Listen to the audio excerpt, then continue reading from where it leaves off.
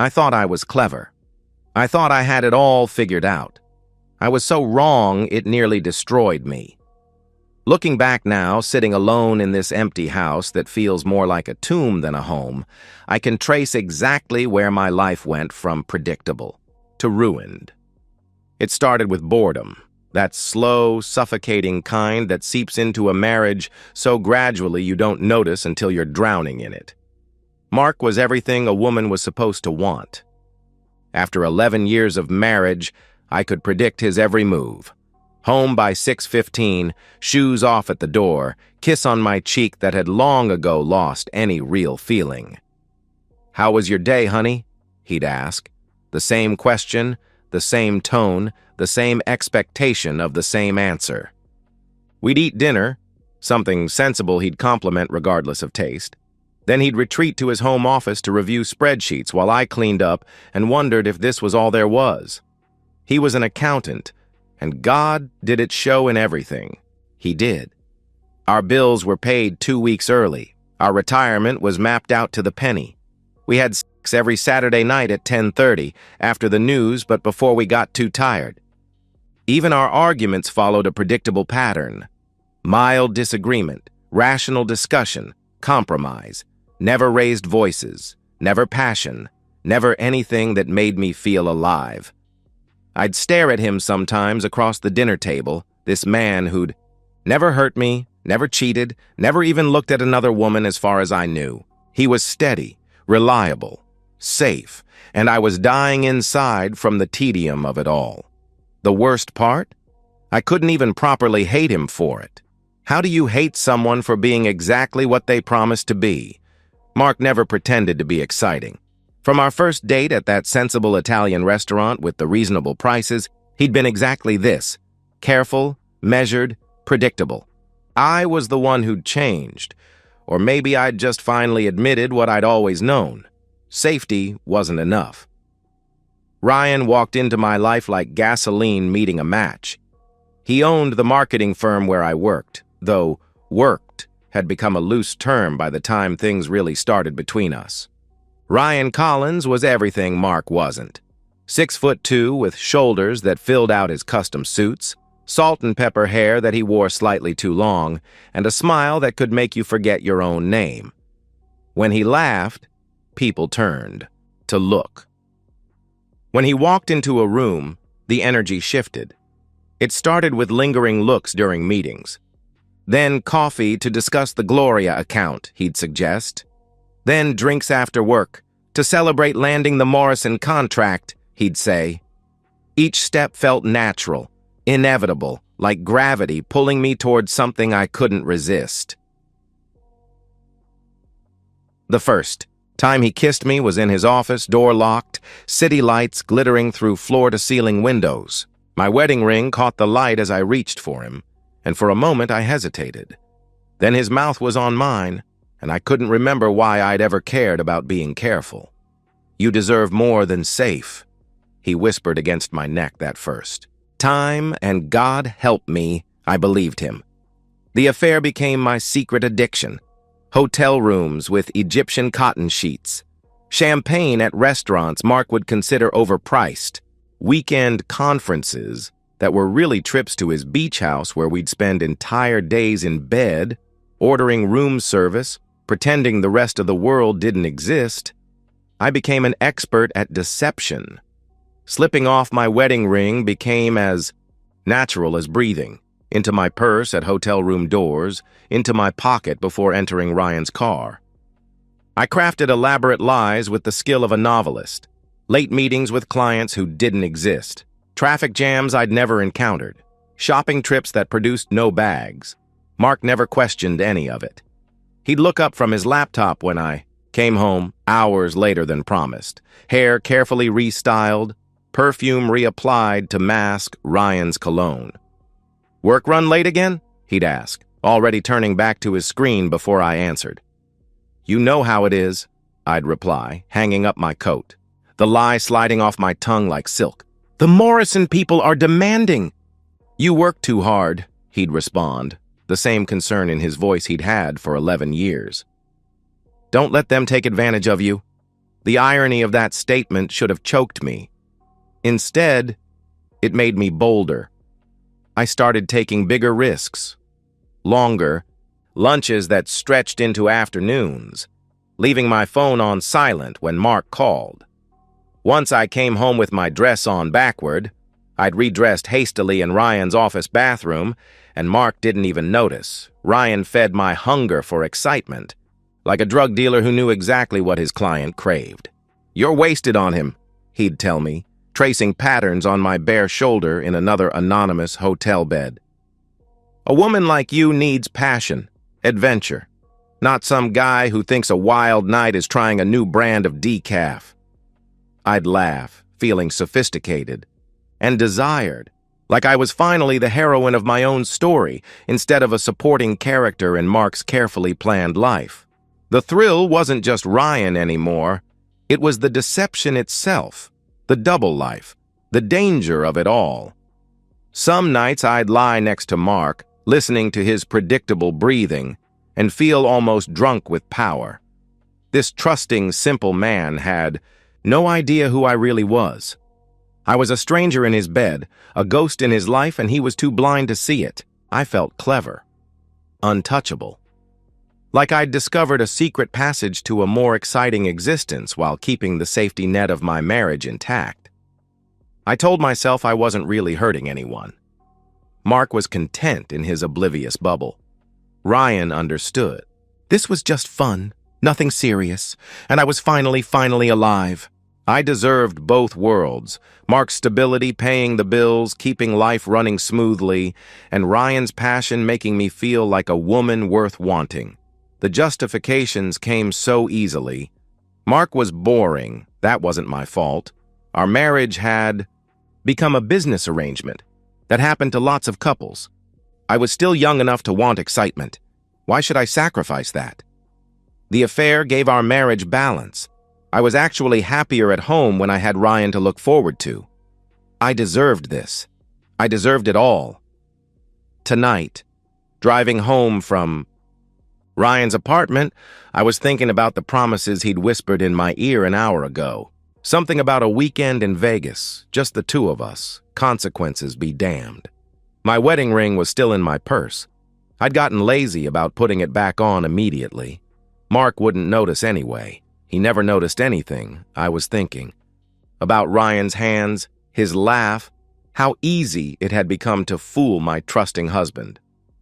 The deception had become so perfect, so effortless. I never expected to find Ryan's car in my driveway or what was waiting inside it. The silver BMW caught my headlights like a mirror, and my foot slammed the brake so hard my tires screamed against the pavement. Ryan's car, in my driveway, at my house where he knew, God, he knew, never to come. My hands shook as I shifted, into park, leaving my engine running, headlights still illuminating that familiar car like a spotlight on my worst nightmare. This wasn't part of our arrangement. Ryan understood the rules. His world and my home world were supposed to be separate, parallel lines that never touched. I approached the BMW slowly, my heels clicking against the driveway in a rhythm that matched my hammering heart. The driver's seat was empty. Maybe he was waiting inside? But no, Ryan didn't have a key. Mark would have. The thought died as I reached the driver's side window and looked inside. Blood. So much blood. Dark stains splattered. Across the cream leather seats, the steering wheel pooled in the cup holders. The passenger seat was a horror show. Duct tape tangled in the seatbelt, strips of it stuck to the leather with what looked like dried blood cementing them in place, as if someone had been bound there, had fought desperately to get free. My legs gave out. I grabbed the car door handle to keep from collapsing completely, my breath coming in short, panicked gasps that fogged the window. This couldn't be real. This was some nightmare, some hallucination brought on by guilt and too much wine at Ryan's place. But then I saw it, and the scream that tore from my throat was barely human. My wedding ring sat precisely centered on the Dashboard, positioned like evidence at a crime scene. The ring I'd carelessly slipped off 100 times, tossed into purses and pockets like it meant nothing. The ring that should have been on my finger but never was, when I was with Ryan. It sat there now, gleaming under the dome light, surrounded by blood splatter like a museum piece displaying my betrayal. I stumbled backward, my heel catching, sending me sprawling onto the concrete. The pain in my palms barely registered through the terror flooding my system.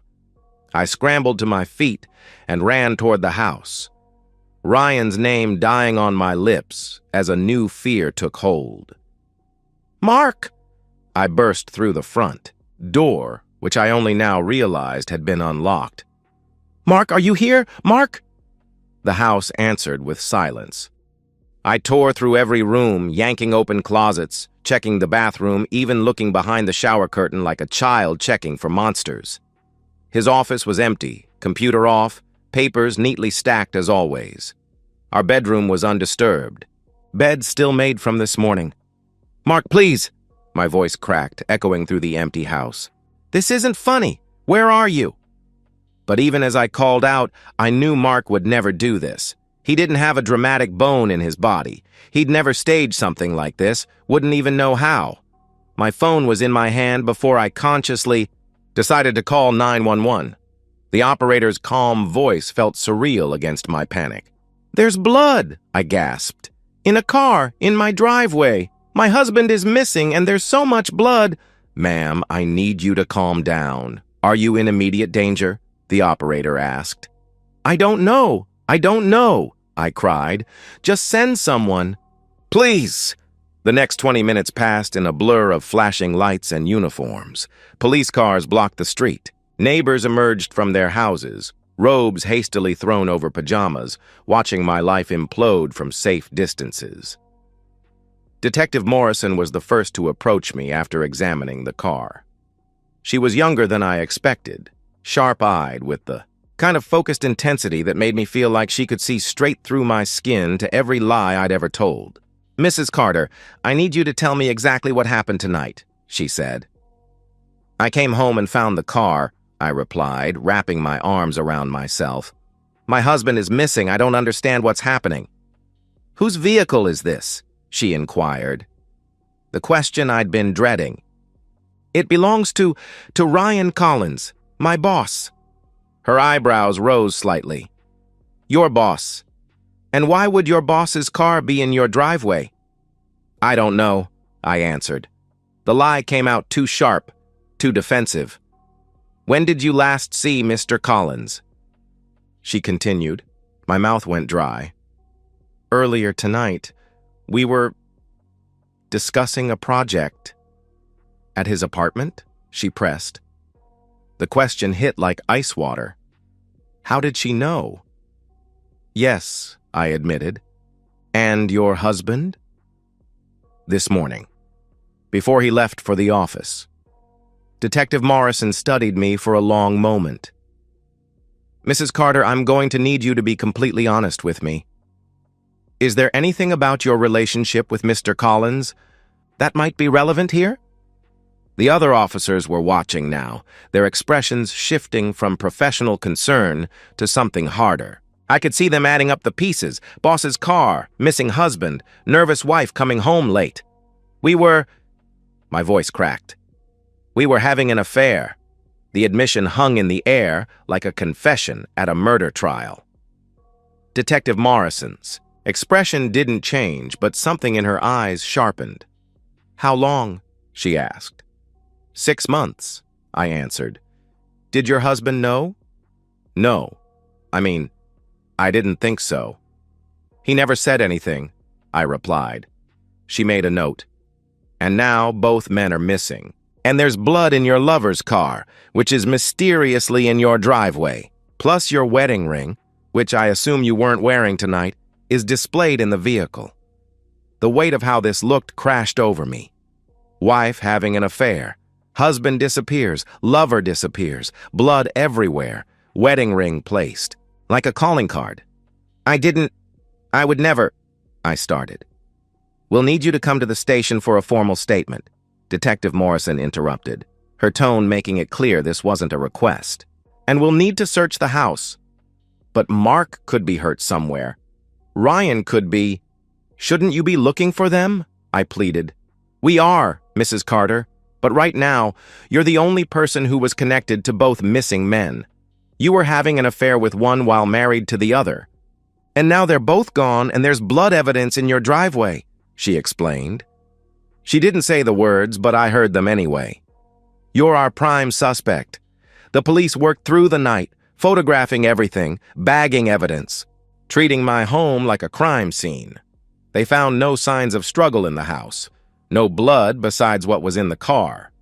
Mark's wallet and keys were gone, suggesting he'd left of his own accord. But his car was still in his office parking garage. According to the officer who'd been sent to check, Ryan's phone went straight to voicemail. His apartment showed signs of hasty departure, drawers pulled out, closet half empty, his laptop gone. By dawn, the BMW had been towed away for processing, but I could still see it every time I closed my eyes. That blood-stained interior, my wedding ring displayed like an accusation, a judgment, a threat. The detective kept asking questions I couldn't answer. Why was the car here? Where were the men? Why was my ring, the ring I'd admitted to regularly removing, placed so deliberately in what appeared to be a crime scene? I had no answers, but someone did. Someone who wanted me to look guilty of something terrible. The week following the discovery felt like drowning in slow motion. Each day brought new horrors, each revelation worse than the last, until I understood that someone hadn't just destroyed my life. They'd orchestrated its complete annihilation, like a maestro conducting a symphony of revenge. Mark never came home. Ryan never answered his phone. The police investigation stalled like a car with no engine. Plenty of blood evidence, but no bodies, no witnesses, no clear crime beyond two. Men who'd seemingly vanished into thin air. But their suspicion of me only grew with each passing hour, fed by the facts that I couldn't dispute. I was the cheating wife, the common denominator, the one with the most to gain if both men disappeared. The first demolition charge detonated 3 days after the discovery when I tried to buy groceries. I'm sorry, ma'am, but your card's been declined, the cashier said, not meeting my eyes. Behind me, I could feel the weight of stares from neighbors who'd already heard the gossip. Emily Carter, the woman whose husband and lover both disappeared on the same night. That's impossible. Try it again, I insisted. She did. Same result. I fumbled for another card, then another. All declined. The growing line behind me shifted restlessly as my face burned with humiliation. I'll have to come back, I mumbled, abandoning my cart and fleeing to my car where I called the bank with shaking fingers. I'm showing a zero balance on all accounts, Mrs. Carter, the representative said after an eternity on hold. That's impossible. We had over $40,000 in savings, $15,000 in checking. I protested. The accounts were closed 3 days ago by Mr. Mark Carter. He withdrew all funds and closed the accounts, they explained. The phone slipped from my numb fingers. Mark had drained everything, not just the checking, not just the savings, but everything. The investment accounts I discovered later that day, gone. The emergency fund we'd hidden in an online bank, emptied. Even the small inheritance from my mother that I'd kept separate, somehow, impossibly, drained. I was penniless, completely, utterly penniless. The mortgage payment bounced the next day. The bank called within hours, their tone shifting from courtesy to cold professionalism when they realized I had no money to make it right. The credit cards I'd been using stopped working one by one. Maxed out on cash advances I hadn't made, payments bounced from accounts that no longer existed.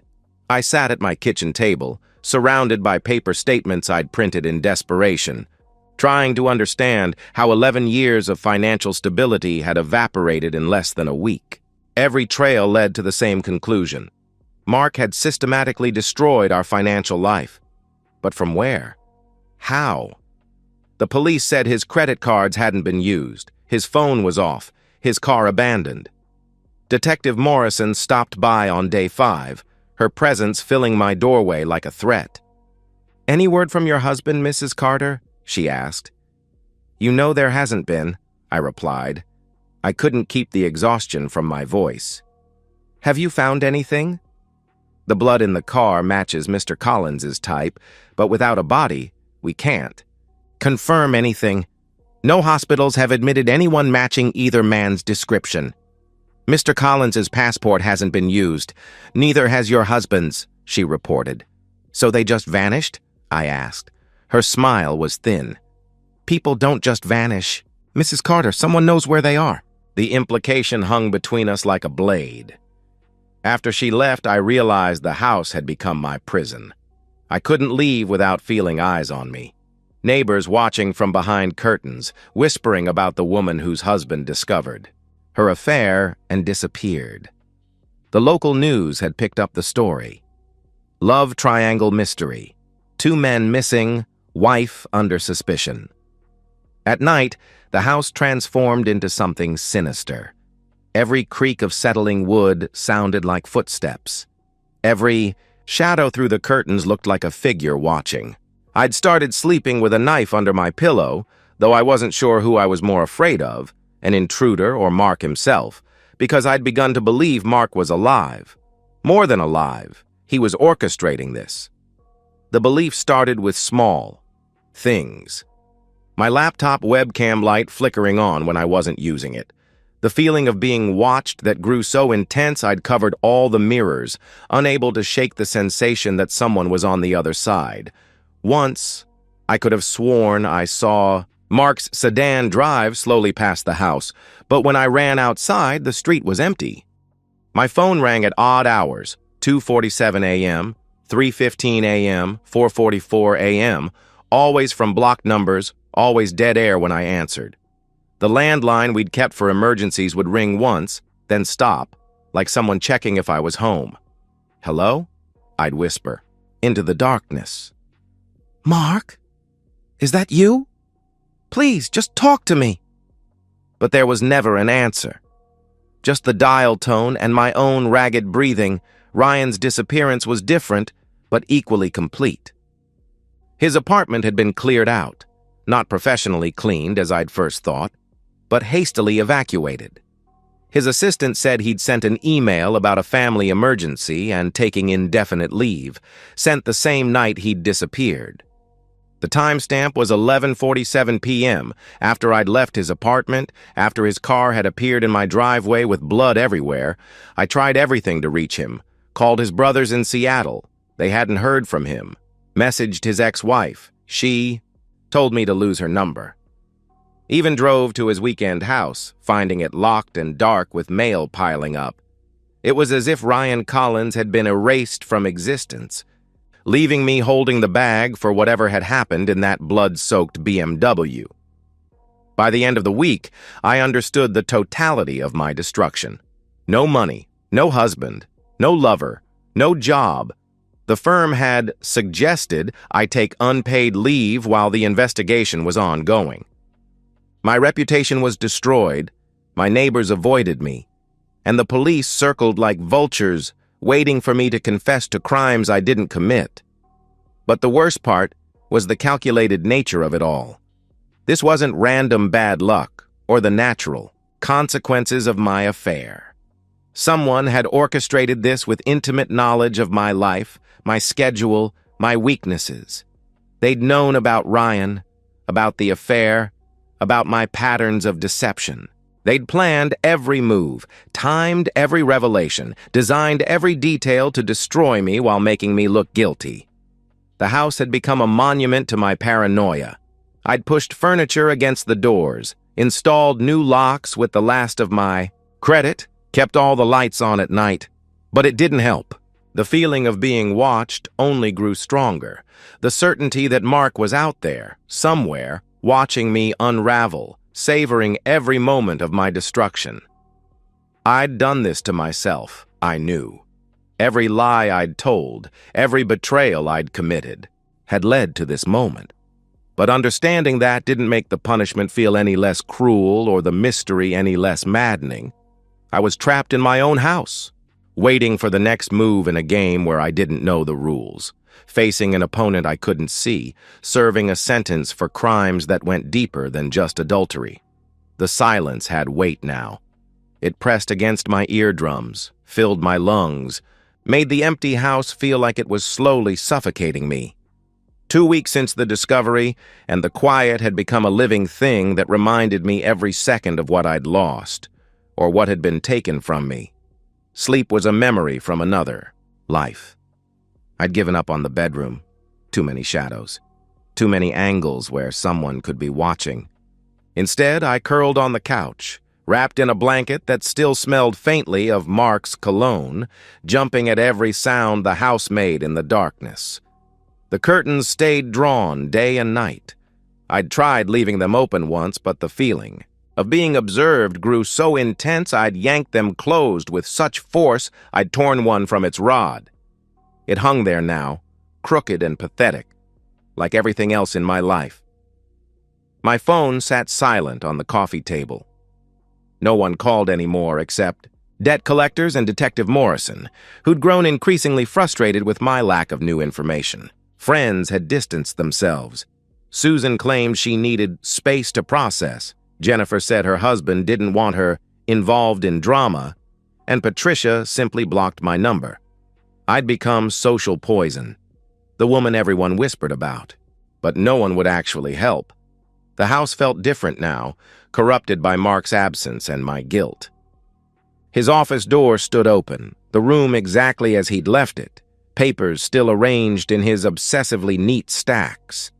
Sometimes I'd stand in the doorway trying to understand how I'd missed it, the planning, the rage, the capability for this kind of psychological warfare. Had it been hiding under that boring exterior all along? Or had my betrayal transformed him into something I'd never imagined he could be? During the endless daylight hours, I'd developed a routine of paranoia. Check. The locks, front door, back door, windows, garage. Peer through the peephole, seeing only the empty street, but knowing someone was out there. Check the locks again. Return to the couch. Listen to the silence. Repeat. The mailbox had become a source of terror. I'd wait until full darkness to retrieve the mail, sprinting to the curb and back like something might grab me if I lingered. Bills I couldn't pay. Legal notices about the mortgage. And once, horrifyingly, a vacation postcard with no postmark, no message, just a photo of a beach that looked exactly like the one where Ryan and I had spent a weekend 2 months ago. I'd torn it to pieces with shaking hands, but I could still see it when I closed my eyes. My reflection had become unrecognizable. The woman in the mirror had hollow eyes, unwashed hair, skin pale as paper from never leaving the house. I'd lost 15 pounds from forgetting to eat, from the constant nausea, of anxiety. Sometimes I'd catch sight of myself and think it was someone else, an intruder, and the scream would be halfway up my throat before I realized it was just me, haunting my own life. The paranoia had evolved beyond simple fear into absolute certainty. Mark was alive. He was out there, watching, waiting, savoring my destruction like a fine wine. Every instinct screamed it. Every fiber of my being knew it. With the same certainty, I knew my own name.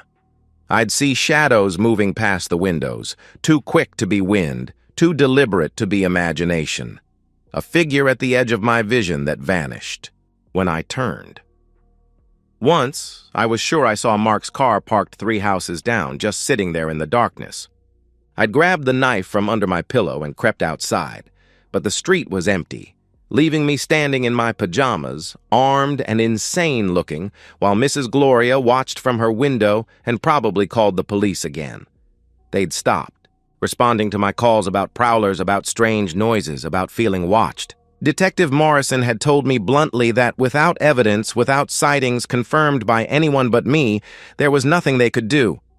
Maybe you should talk to someone, she'd suggested, meaning a therapist, meaning she thought I was losing my mind. Maybe I was. The worst times were between 3 and 4 a.m., the dead zone when the world felt empty except for me and whoever was watching. I'd sit in the darkness, knife in my lap, listening to the house breathe around me. Sometimes I'd hear something, a creak that wasn't the house settling, a whisper that wasn't wind, and I'd freeze, every muscle locked, waiting for Mark to finally show himself. "I know you're there," I'd whisper to the darkness. "I know you're watching. Just come out. Just end this." But he never did. If it was even him. If I wasn't just going insane, creating phantoms from guilt and isolation. The wedding ring haunted me most of all. That image, my ring centered on the bloodied dashboard, had burned itself into my retinas. I'd see it every time I blinked, this symbol of my broken vows transformed into evidence of my guilt. The police still had it, evidence in a case that would never be solved, a mystery that would never be explained. I'd started leaving lights on in specific patterns, changing them each night like a code. If Mark was watching, I wanted him to know I knew. Kitchen light on, bedroom off, then bathroom on, living room off, sending messages to no one, or to someone who might be documenting my descent into madness. The money situation had passed from crisis to catastrophe. The foreclosure notice had arrived yesterday, 30 days to vacate, 30 days before I'd be homeless as well as penniless. I'd laughed when I read it, actually laughed until I was sobbing, curled on the floor, understanding that this was the final act of my destruction. Even the house, this prison that had become my whole world, would be taken from me. Ryan remained a ghost. The investigation into his disappearance had stalled completely. His blood in the car, but no body. No credit card usage. No phone activity.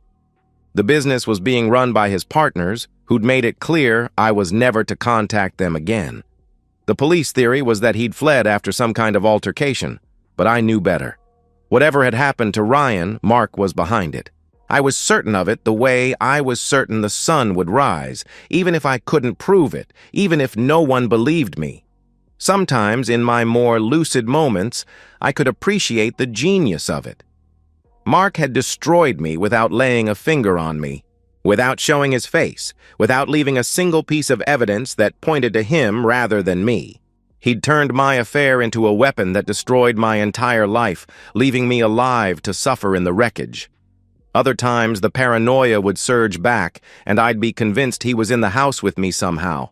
In the walls, in the attic, in the basement I'd stopped going into because the darkness down there felt alive. I'd hear breathing that wasn't mine, footsteps that matched no one's movement, whispers that might have been wind or might have been Mark listing all the ways I'd betrayed him. The transformation was complete. I'd gone from a woman who thought she was clever, who thought she could have it all, to this, a paranoid, isolated wreck jumping at shadows and talking to ghosts. Every moment of terror was payment for every lie I'd told, every time I'd slipped off my wedding ring, every night I'd come home to Mark with another man's scent on my skin. The guilt and fear had twisted together into something that felt like madness, or maybe clarity. Maybe this was what it felt like to finally see the truth of what I'd done, what I'd destroyed, what I'd become. The BMW is gone now, towed away weeks ago, but I still see it every time I look at the driveway. The blood. The duct tape. My wedding ring displayed like a museum piece documenting my betrayal. The police eventually gave up, the case cold without bodies, without evidence beyond blood and suspicion. Detective Morrison's final visit was brief. They'd keep the case open, she said, but without new leads, there was nothing more they could do. The look she gave me said everything. "We know you're involved somehow, even if we can't prove it. The house will be gone in 10 days. Foreclosure final. I've packed nothing because I have nowhere to go, no money to get there. I sit in the same spot on the couch where I've spent the last month, watching shadows, listening to silence, waiting for something I can't name. The paranoia has settled into something worse than fear. a constant grinding certainty that this isn't over. Mark is out there somewhere watching me live in the hell he created. Or maybe he's dead, and I'm being haunted by my own guilt. I'll never know. That's the genius of it, the perfect revenge, the not knowing. I don't eat unless my body forces me. Don't shower unless the smell becomes unbearable. Don't answer the door for anyone because everyone who matters has already abandoned me. I exist in this space between living and dying, between sanity and madness, between certainty and doubt. Sometimes I think I hear his car in the driveway. My heart stops, every muscle tensing, waiting for the door to open, for Mark to finally reveal himself. But it's always nothing. A neighbor, a delivery truck, the wind. The anticipation is killing me slowly, which maybe was always the plan. Ryan never reappeared. No body was ever found. He exists now only in police files and my nightmares. Another ghost in a house full of them. I wonder sometimes if Mark killed him, if that was really Ryan's blood in the car, or if somehow they were working together. The theory sounds insane even to me, but insanity and I have become intimate friends. The neighbors avoid my house like it's cursed. Children cross the street rather than walk past my yard. The mailman leaves packages at the curb rather than approach. The door. I've become a cautionary tale, a living ghost story about what happens when you think you're clever enough to have it all. Every night I perform my ritual. Check the locks, close the curtains, grip the knife. Sit in darkness. Listen. Wait. Wonder if tonight will be the night Mark finally shows himself, finally ends this psychological torture with something more direct. Part of me wants him to. Anything would be better than this endless uncertainty, this slow dissolution of self. But another part knows this is exactly what he wants, if he's even alive, if this isn't all in my head. He wants me to suffer in uncertainty forever, to never know if he's watching, to never know if he'll come back, to live every day in fear of the moment he might walk through that door. The wedding ring haunts me most in the quiet hours before dawn. Such a simple thing. A band of gold I'd treated so carelessly, slipping it on and off like it meant nothing. Now it means everything. It's evidence of my guilt, symbol of my betrayal, the last thing connecting me to the life I destroyed. With my own hands, I've started seeing things that aren't there. Mark's face in windows, Ryan's body in the backyard, blood that vanishes when I look directly at it. The line between real and imagined blurred beyond recognition weeks ago. Maybe I'm insane. Maybe that was always the plan, to drive me so deep into paranoia that I'd destroy myself, saving him the trouble. 10 days until I lose the house. 10 days to figure out how to survive with no money, no friends, no family willing to help the pariah I've become. 10 days of sitting in this empty shell that was once my home, waiting for something I can't name from someone who might not exist. Now, I don't know what's worse. The thought that my husband is gone forever, taken by whatever violence happened in that BMW, leaving me to wonder eternally what became of him. Or the possibility that one day, when I least expect it, when I've finally started to believe I'm safe, when I've just begun to rebuild some semblance of a life from these ashes, he'll come back for me. The waiting is my punishment. The uncertainty is my prison.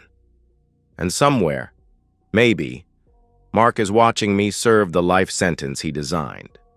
Not behind bars, but behind the walls of my own mind, trapped forever in the perfect deception I thought I was running, never knowing. I was the one being deceived all along. I sit in the darkness, listening to the empty house breathe around me, and wait for whatever comes next. Even if what comes next is nothing at all. Even if the waiting never ends. And so, we've reached the end of today's story. Was it what you expected, or did it take a twist you didn't see coming? I'm curious to hear your thoughts. Share them in the comments below, and let's get a conversation going. If this story kept you hooked, make sure to hit that like button. And if you're new here or just haven't subscribed yet, now's the perfect time to join our community. I bring you fresh, captivating stories every day, so click that subscribe button and turn on notifications so you never miss out. Thanks for watching, and I'll see you in the next one.